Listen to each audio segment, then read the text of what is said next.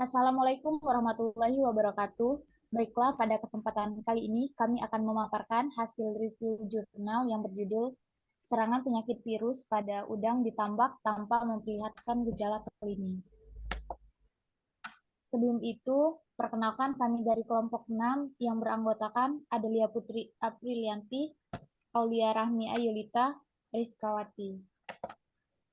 Adapun topik yang akan kami bahas, yang pertama itu pendahuluan, yang kedua itu ada metode, yang ketiga itu ada pemeriksaan virus dengan metode biologi dan molekuler PCR, 4 itu ada pembuatan gel, 5 analisa data, 6 hasil dan pembahasan. Selanjutnya yaitu pendahuluan akan dipaparkan oleh Aulia Rahmi. Saya persilakan. Terima kasih Rizkawati. Jadi udang adalah komoditas unggulan perikanan budidaya yang berprospek tinggi karena banyak diminati oleh masyarakat. Serangan penyakit merupakan salah satu mata rantai yang dapat menyebabkan kegagalan produksi, termasuk pada budidaya udang. Biasanya penyakit WSSP itu dapat menyebabkan kematian massal pada udang. Oleh karena itu, perlu dilakukannya penelitian untuk mengetahui penyebab penyakit virus tanpa gejala klinis yang menginfeksi udang pada tambak. Next. Adapun metodenya yang digunakan yaitu berupa diagnosa, identifikasi, dan pemilihan sampel yang dilakukan dengan memperhatikan yang pertama itu udang yang menunjukkan tanda-tanda klinis sakit, yang kedua udang yang menunjukkan tanda-tanda sekarat atau moribun, atau juga udang yang tidak menunjukkan gejala klinis. Udang yang menunjukkan gejala klinis penyakit itu bisa diambil sampel sebanyak 3-6 ekor, sedangkan udang yang tidak menunjukkan gejala klinis terserang penyakit itu digunakan sampel sebanyak 6-10 ekor. Pengambilan sampel itu dilakukan berdasarkan stadia.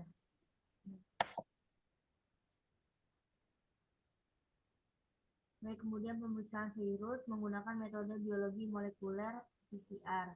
Yang mana yang pertama itu ekstraksi DNA atau yang diambil sampel organ insang dan kaki renang udang dan diekstraksi sehingga dapat diperoleh hasil akhir berupa butir DNA yang akan digunakan dalam proses amplifikasi dengan thermosealer.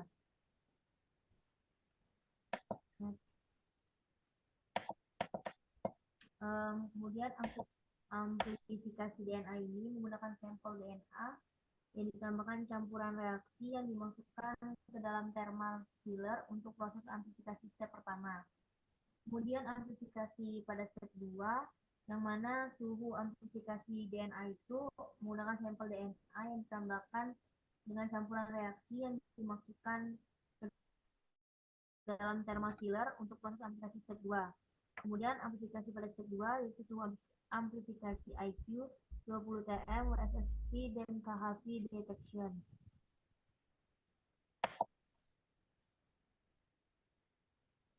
Kemudian deteksi produk PCR itu menggunakan baca hasil akhir dengan meletakkan gel pada UV, transiluminator, dan amati berat molekul RNA yang target yang terlihat dengan jelas dan berpendar berupa band dengan membandingkan berat molekul target dengan marker yang digunakan. Pembuatan gel ini digunakan sebanyak 1,5-2%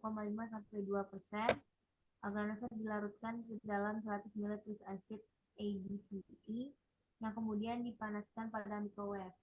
Kemudian dituang ke dalam cetakan yang telah dilengkapi dengan sisir, diamkan sampai akros mengeras, lalu gel diletakkan pada alat elektroforesis, lalu ditambahkan EDTA buffer sebanyak 20 ml dalam 1000 ml aquabides sampai menutupi gel. Saya kembalikan kepada Rizkawati. Baik, selanjutnya akan dipaparkan oleh Adelia. Baiklah, terima kasih moderator. Berikutnya adalah analisis data. Data hasil pemantauan yang berupa penyakit ikan golongan parasit dianalisa dengan melalui perhitungan sebagai berikut. Prevalensi sama dengan jumlah udang yang terinfeksi dibagi jumlah udang yang diperiksa dikali 100%. Next. Hasil dan pembahasan. Terdapat 2 pengamatan. Yang pertama adalah pengamatan secara makroskopis. Bisa dilihat pada layar Di sini ada sampel udang, yang dimana menyatakan berdasarkan hasil pengamatan secara klinis, sampel udang yang diamati langsung tidak memperlihatkan adanya gejala klinis, tetapi pertumbuhannya yang kerdil. Next.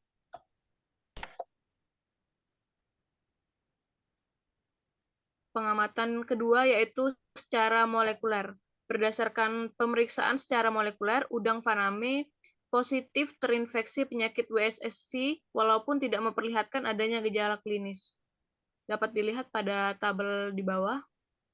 Berdasarkan informasi tersebut, sesuai dengan Septiyama et al. Tahun 2008, bahwasanya gejala klinis atau eksternal dari WSSV memperlihatkan tanda-tanda yang jelas pada udang yang sekarat berupa bintik-bintik putih, biasanya melingkar pada kulit dan terkadang disertai juga oleh kemerahan pada seluruh tubuh.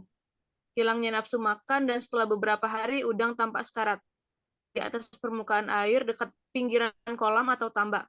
Penyebab penyakit WSSV adalah virus SEMBV, Sistem Ectodermal and Mesodermal Baculovirus. Saya kembalikan lagi ke moderator. Terima kasih. Baik, berdasarkan pemaparan tadi dapat disimpulkan bahwasannya berdasarkan hasil pemeriksaan di laboratorium pengujian BBKI-PM Makassar dengan menggunakan metode PCR, sampel udang faname yang diperoleh dari Kecamatan Sinjai Timur, Kabupaten Sinjai itu positif terinfeksi penyakit WSSV. Nah, infeksi WSSV ini pada udang ini menyebabkan petani banyak yang mengalami kerugian. Nah, pertumbuhan udang yang kerdil selain disebabkan oleh virus, itu juga dimungkinkan disebabkan oleh kualitas air yang tidak mendukung atau salinitasnya itu rendah. Mungkin itu saja pemaparan dari kami. Apabila terdapat salah kata kami mohon maaf. Saya akhiri. Wassalamualaikum warahmatullahi wabarakatuh.